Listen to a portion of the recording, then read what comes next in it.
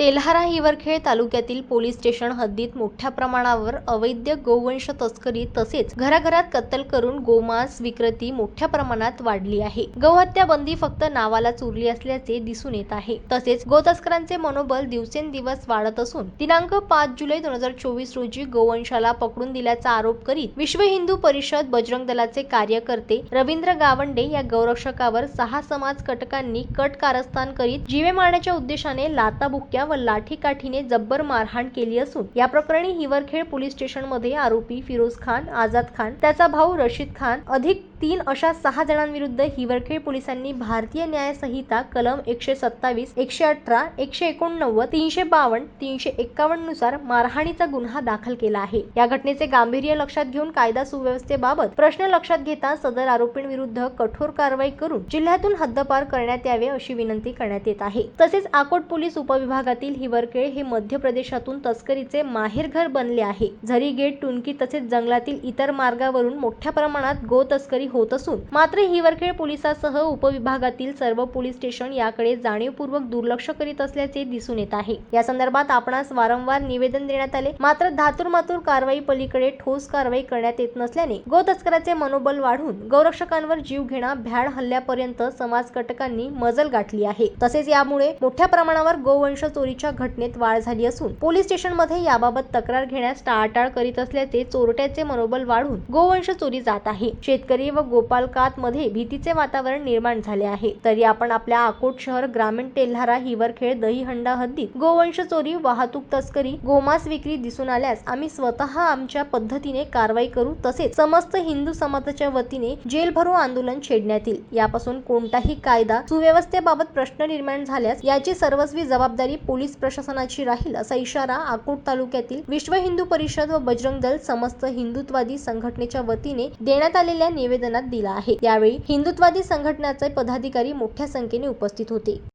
जनमत live news साठी देवानंद खिरकर यांची रिपोर्ट।